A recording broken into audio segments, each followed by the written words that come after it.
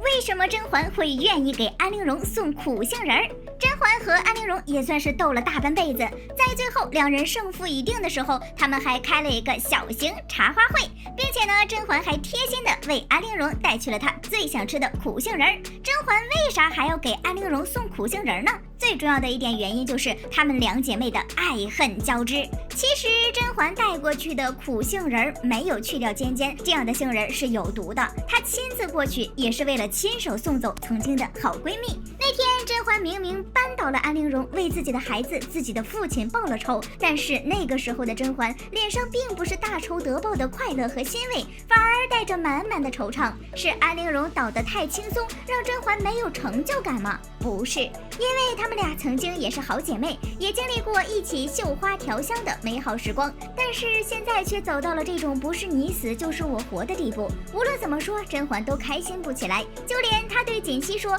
安陵容用香给自己制了坟墓，安陵容是1等1的制香高手，所以也用香给自己制了坟墓。想表达的意思却是强调自己曾经的姐妹是罪有应得，同时也是在告诉自己，许多年过去了，那些曾经温暖的时光也不过是错付，以此来减轻自己心里的纠结。虽然甄嬛的心里是恨安陵容的，自己的第一个孩子流产，自己的父亲鼠疫，沈眉庄的死，桩桩件件都是她做的，但同时曾经那些彼此相伴的时光到底无法完全割舍，所以甄嬛上一秒还在交代要让苏培盛好好看着安陵容，好好折磨她，别叫她死了。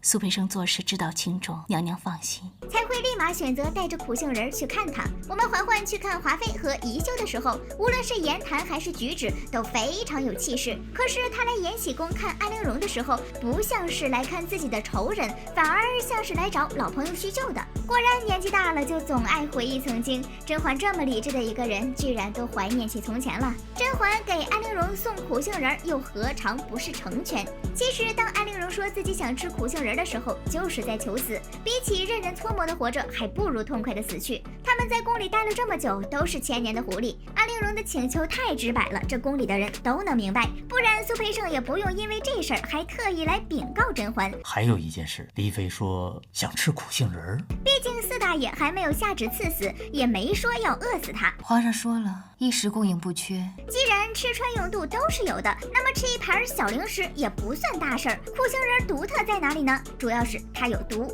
而且大部分毒性来自于尖尖和外皮。当安陵容看到那一盘没有去掉尖的苦杏仁，就明白甄嬛答应了她的诉求，所以紧接着她主动说起话来。这次对话呢，仍然是针锋相对的，不过不再是比谁的话术更高级，而是在比谁更问心无愧。安陵容戴上自己入宫选秀时戴的那个头饰，问甄嬛自己和从前像不像。姐姐瞧着我是不是老了许多，和从前还像不像？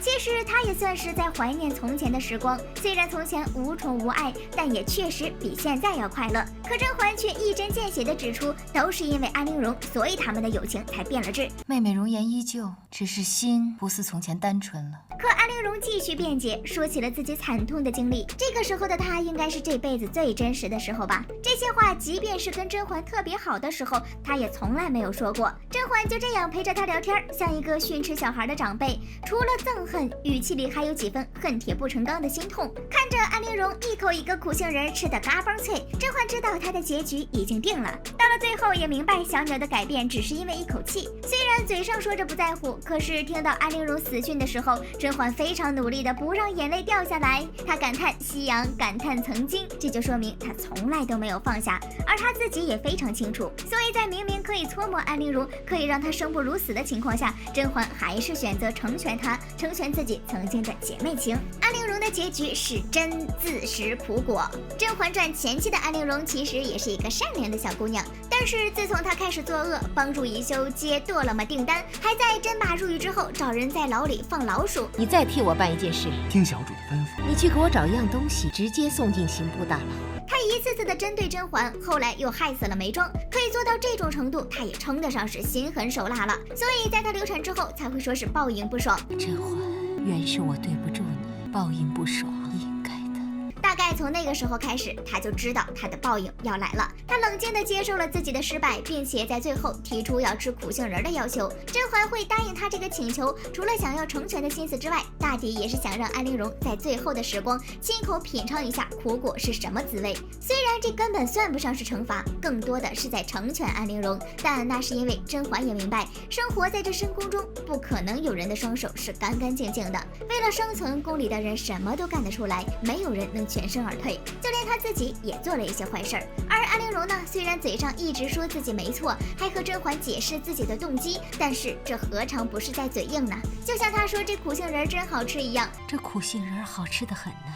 那玩意儿那么苦，怎么可能会好吃呢？他不过是在自欺欺人而已。安陵容一边为自己解释，一边吃着苦杏仁儿，其实也是在变相的品尝人生。她的人生就像杏子树一样，开花的时候挺好看的，但果子酸涩，就连果核都是苦的。但是和甄嬛聊完天以后，安陵容想明白了，自己这一生争来斗去，最终还是尝到了苦果，而自己所追求的一切都不过是水月镜花。不过最后她心里也是感激甄嬛的，感谢她把自己的命交给了自己做主，所以她把自己隐藏多年的皇后杀了皇后的秘密在临死前告诉了甄嬛。在她死后，甄嬛对她的称呼也变回了陵容。这句话是陵容生前的最后一句话。唉，甄嬛和安陵容的感情真是个谜，让人摸不到头脑呀。不过可以肯定的是，在最初他们都是彼此的朋友，要不然甄嬛也不会在扳倒他之后还面露不快，也不会选择成全他，让他死得痛快。而安陵容最后也是真的尝到了自己种下的苦果。